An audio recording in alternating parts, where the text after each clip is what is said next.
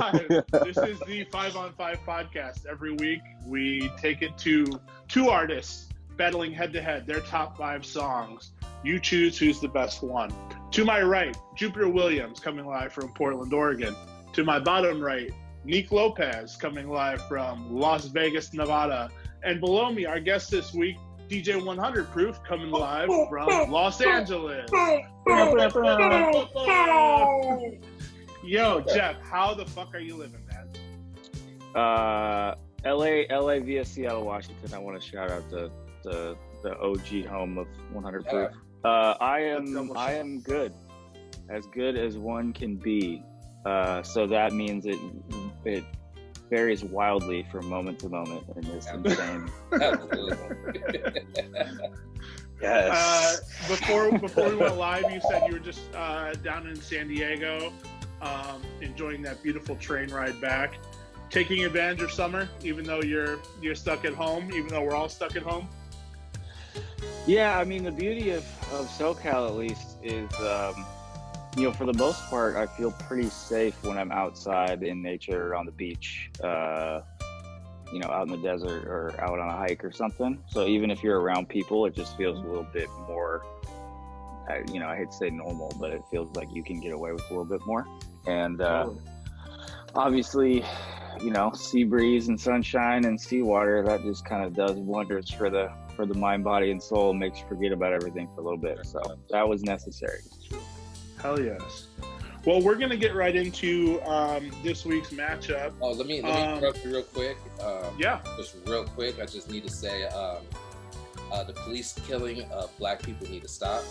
Okay, just want to get that out there. Yeah. Jacob Blake, that was disgusting.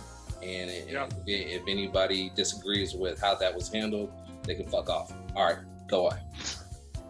Back to the show. This week, we all have a common thread here.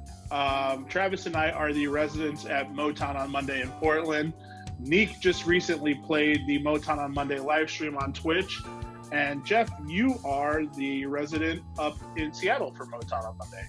Indeed. With that being said, our battle this week, gentlemen, Temptations versus Four Tops. Come on. Ooh. And oh, man. I'm going to get right into it here. Yeah, just go. It's not going to be fun. It's going to be gross. You're going to want to take a shower afterwards. Round number 1, My Girl versus Can't Help Myself, Sugar Pie Honey Punch. Oh, man. Dang. For me, I got to go with My Girl. I literally play this in every single set, no matter where I'm at, even if it's a ratchet party, because I will throw a ratchet song on top of it, on top of the chorus, and just go from there. So, My Girl. I could see that. That sounds fun. That's pretty cool. I'm going with Can't Help Myself. Nothing in particular. I just like that song better. My Girl's cool. I just it's not my go-to. So, I mean, neither is Can't Help Myself, but I feel like I'll listen to that before I listen to My Girl. Hey. For sure. For that.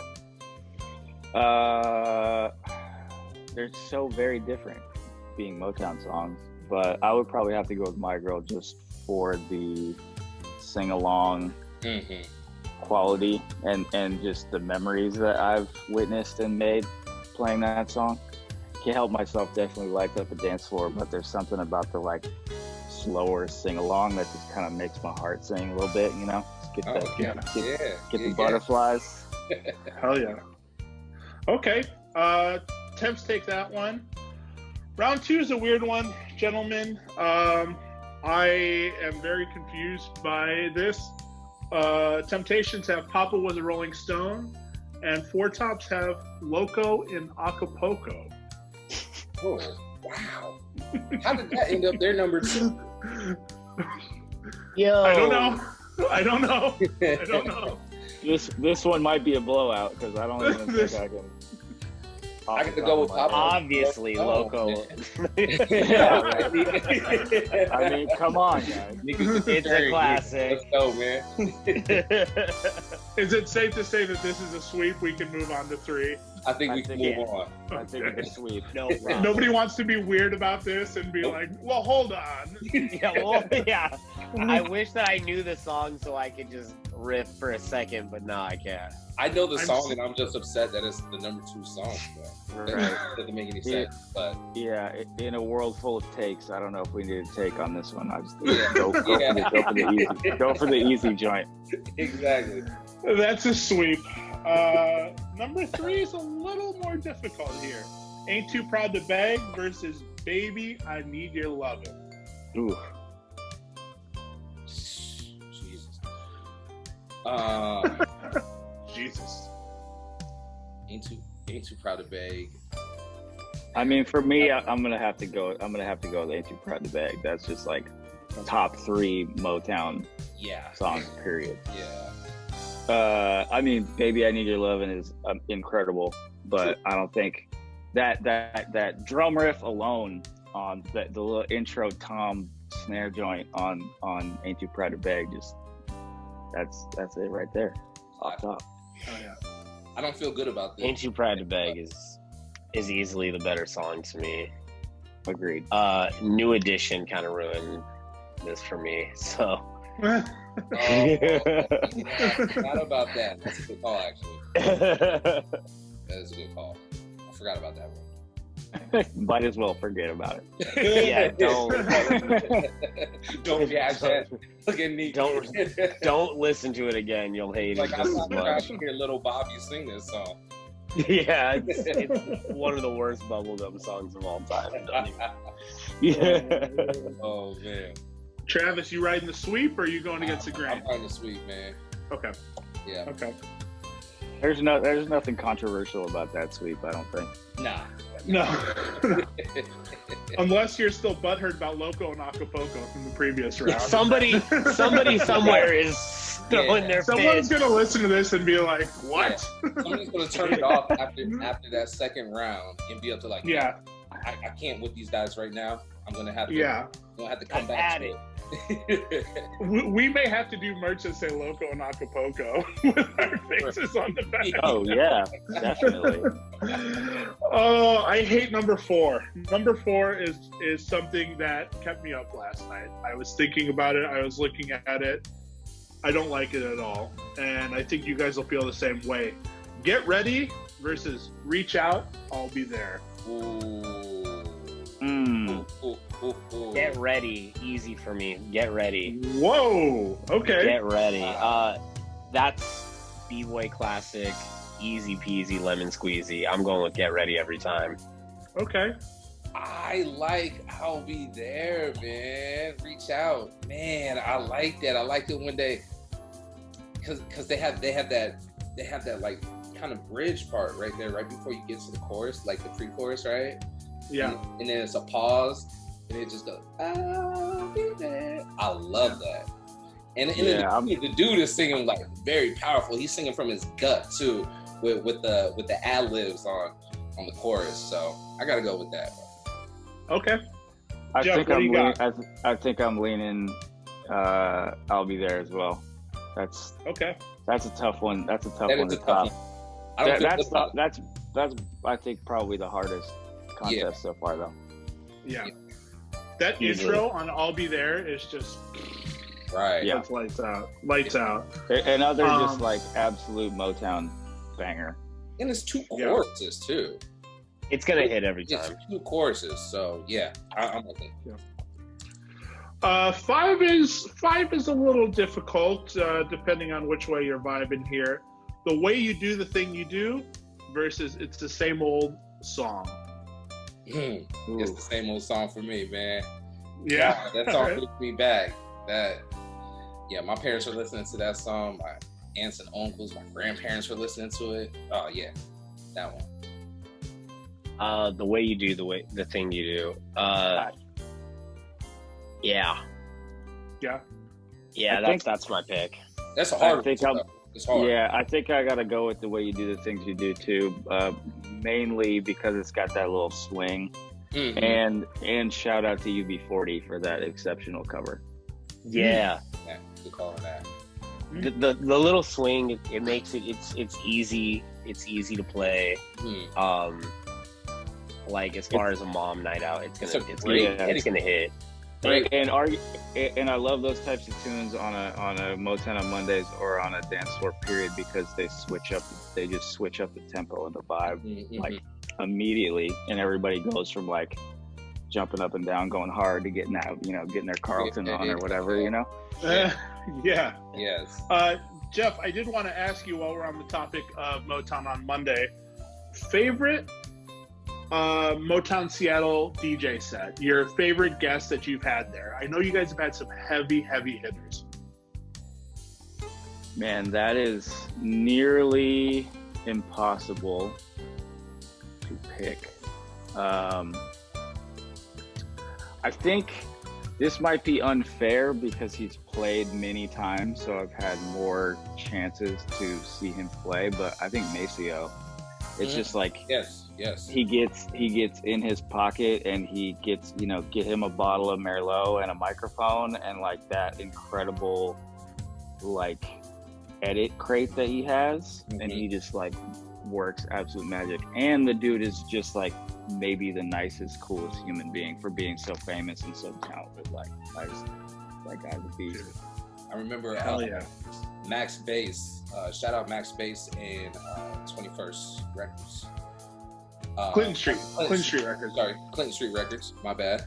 But he had Maceo tapped in for us, I believe in, I want to say April. We were supposed to have him in April, but pandemic. So I am jealous that he got up in Seattle a couple times, man. Because he'll be back. He'll be back. He loves it in the Northwest. It's like his second home, man. Oh yeah, good. We forgot to mention any songs you guys thought would be on the top 5 for either side. Obviously, Loco and Acapulco made the cut, which means there was something from the Four Tops that was not included. I thought they hit pretty good with the Temptations. I thought that was pretty spot on. Yeah, I would agree. Yeah, I feel like their most popular songs are up there. Was Papa Was a Rolling Stone up there? Yeah, I think so. Yep, that was number 2. Yep. Okay, yeah. Yeah, I feel like most of them got hit. I feel like I'm not as I don't know as many Four Top songs as I do Temptation songs. Yeah. Let's see here.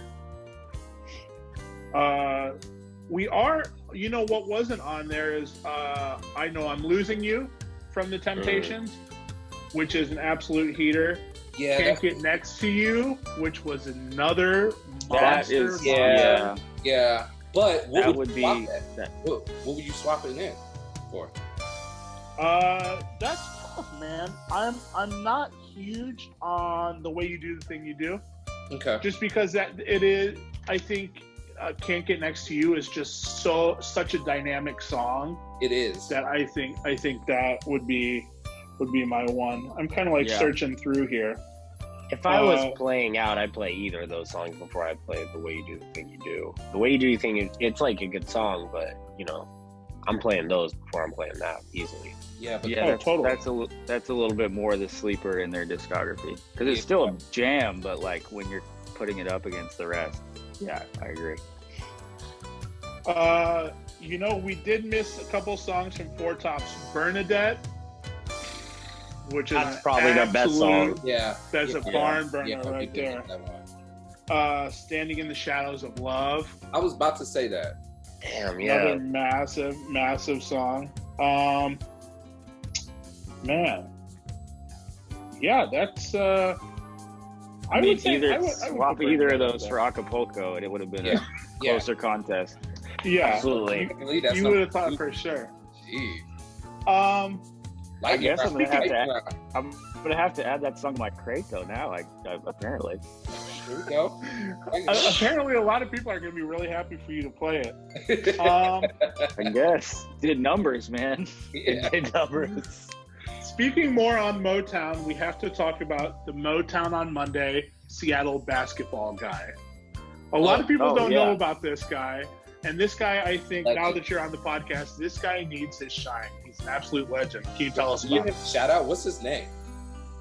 Man, honestly, I don't know. He's been a regular of club nights in Seattle for a long time, but he plays mostly at Havana, which I kind of am in and out of. Mm-hmm.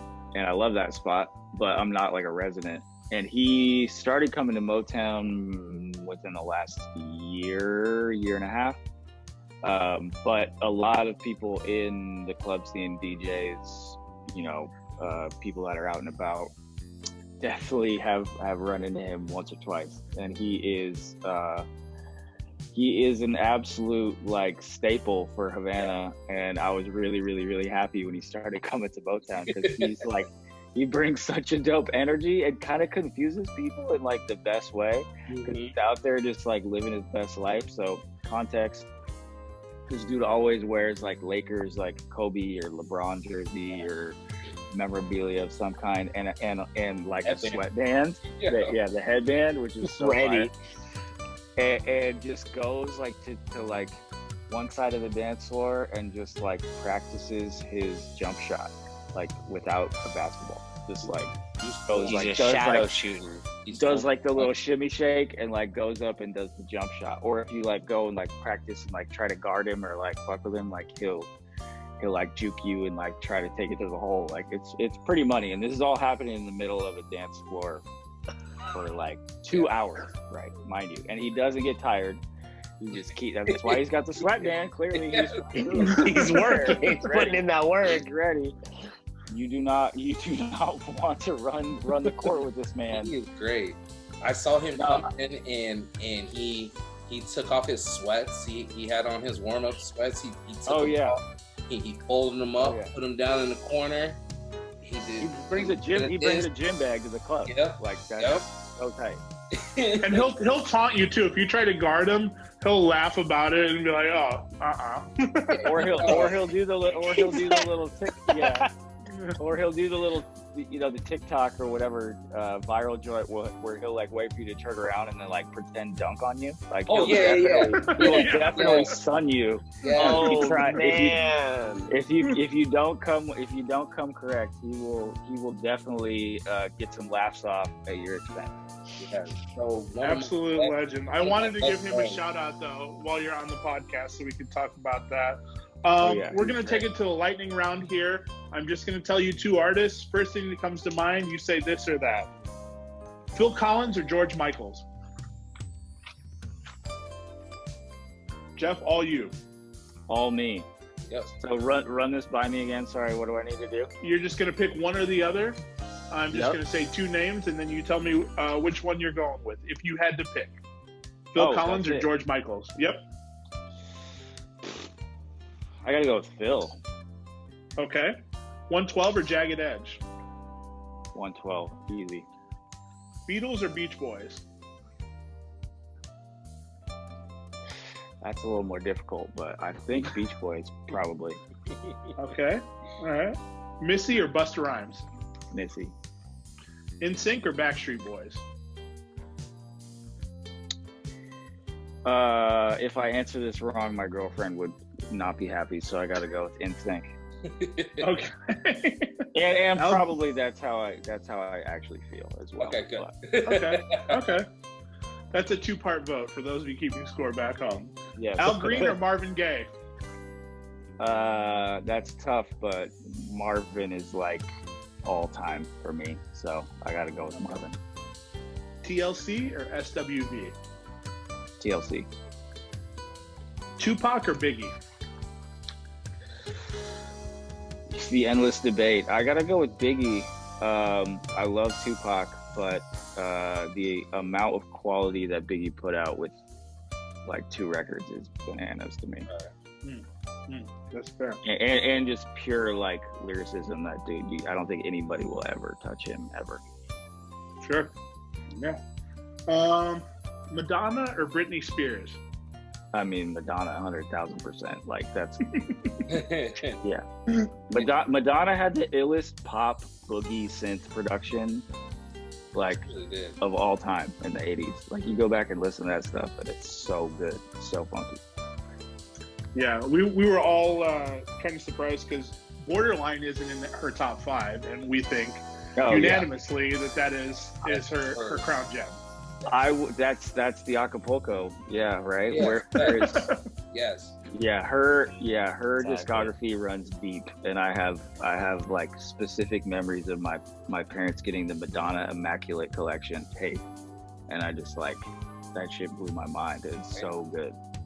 Yeah. Oh yeah. This one's a little bit more difficult, possibly. Prince or Michael Jackson?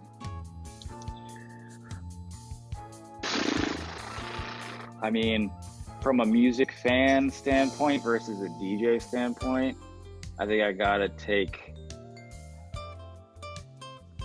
Prince.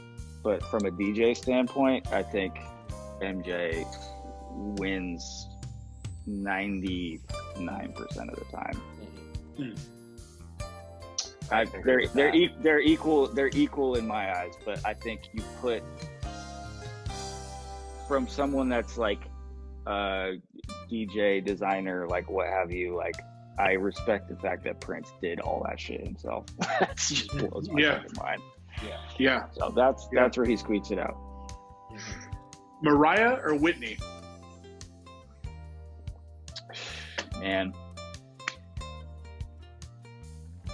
just from my era, I mean, I grew up with Whitney, but Mariah was the era when I was like in middle school and high school, when like she had everything on lock. Yeah. And arguably did a lot to bring the hip hop crossover into pop. And she just, I love Mariah with all my heart. So she's got it. With all your heart. Bro.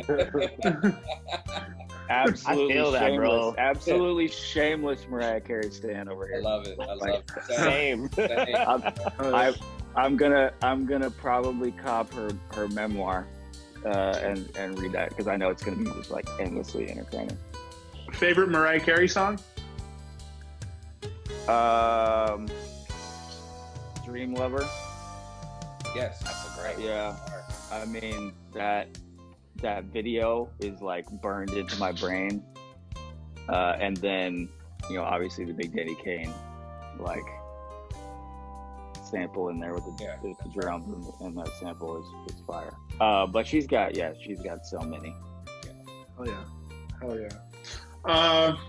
This was our first episode that we did, and it's always kind of an interesting response. Outcast or Hall & Oates?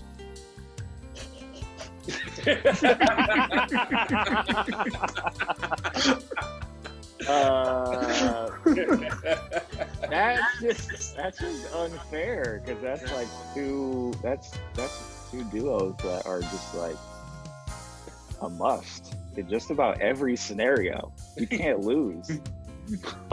But I'm gonna have to go back to the same rationale I had with Mariah Carey. Like, definitely grew up on Hall & Oates, but Outkast, like I certainly did not hotbox cars in high school to Hall & Oates, so it's gotta go. I go to Outkast.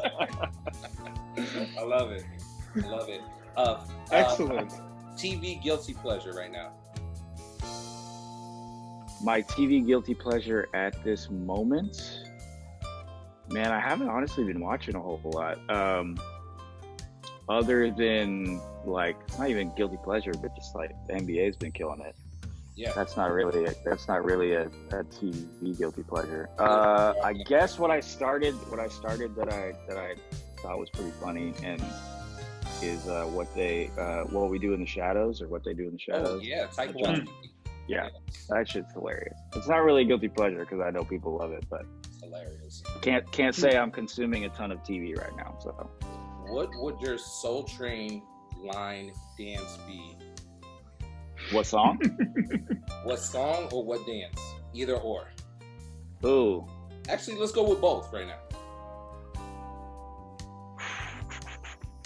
your time to shine.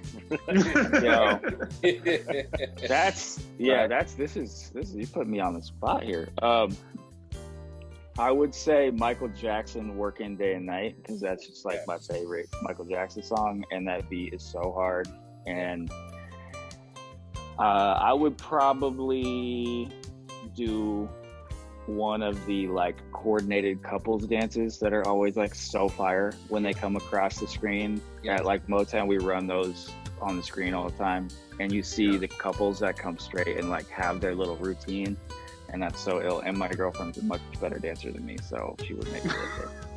You're just like pointing to her the whole time. Yeah, I'm just like, look how good we're behold, dancing. Look at us. Behold, yeah. We're very good. Yeah, I would say that's the go-to. Good. That's awesome, man. Sign us out.